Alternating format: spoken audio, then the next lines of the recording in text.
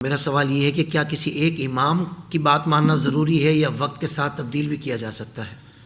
اس حوالے سے بھی امت کا عمل یہ ہے کہ 4 ریسرچوں نے 4 ائمہ نے ان معاملات میں جن میں اختلاف تھا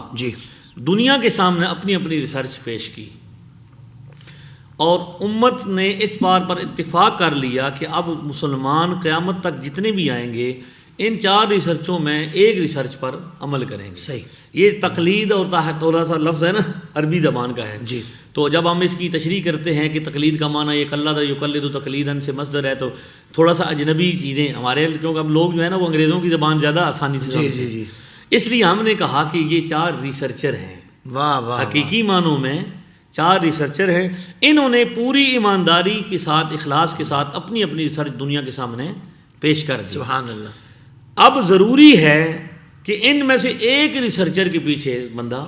چلے۔ صحیح، یہ نہیں ہو سکتا کہ ایک وقت میں آپ کو امام ابو حنیفہ کی بات اچھی لگتی ہے تو آپ اس پر عمل کر لیں،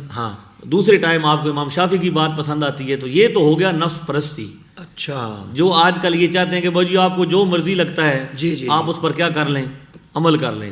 اب نماز جمع کرنے کے حوالے سے یہاں تک بھی میں نے سنا کہ بغیر عذر کے جب بھی چاہیں آپ جناب نماز جمع کر لیں۔ اللہ، حالانکہ قرآن پاک میں اللہ تعالیٰ نے کیا ارشاد فرمایا، ان الصلاۃ کانت علی المؤمنین کتابا موقوتا، نماز کا وقت ہی نہیں ہے تو 5 نمازوں کا مطلب کیا ہے اگر وقت ہی نہیں ہے؟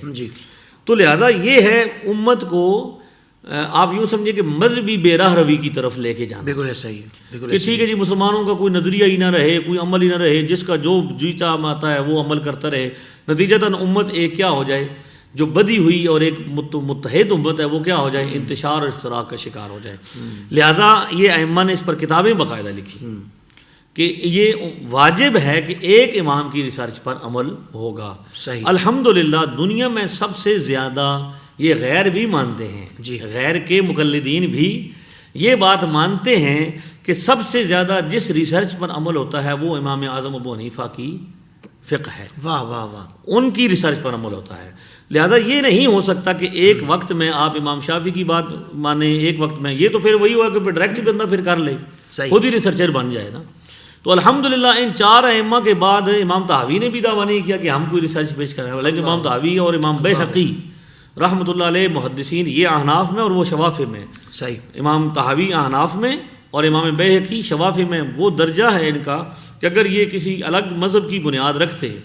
کہ یہ کہتے کہ ہم اتنے ان میں دم تھا، خم تھا کہ یہ کر سکتے تھے، لیکن انہوں نے بھی ایک امام کی ریسرچ پر ہی عمل کرنے کو کیا سمجھا، کیونکہ یہ دانا لوگ تھے، یہ امت کو توڑنا نہیں چاہتے تھے، جوڑنا چاہتے تھے۔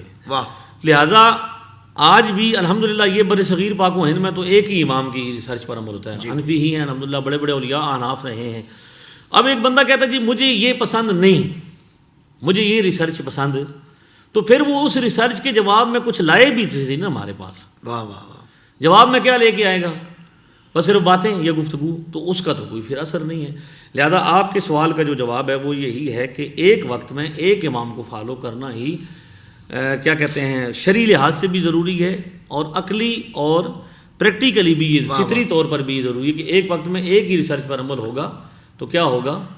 آپ نے ایک کمرہ بنانا ہے مثلا، تو آپ نے اس کو سیٹل کرنا ہے، تو ایک ماہر کی رائے لیں گے یا مختلف ماہرین کی رائے لیں گے، ہر ماہر کی رائے پر عمل کر دیں گے تو نتیجہ کیا نکلے گا، آپ کے سامنے بگاڑ پیدا ہو جائے گا۔ تو اس لیے ایک وقت میں ایک امام کو فالو کرنے میں ہی بھلائی بھی ہے اور یہی فطرت کا بھی تقاضا ہے۔ سبحان اللہ۔ زندگی کے تمام شعبوں میں دینی رہنمائی حاصل کرنے اور آخرت کو بہتر کرنے کے لیے ہمارے YouTube channel Islamic digital studio کو سبسکرائب کر لیں اور بیل آئیکن بھی پریس کر لیں۔ ہمارا IDS قرآن سے بھی ملاتا ہے، ہمارا IDS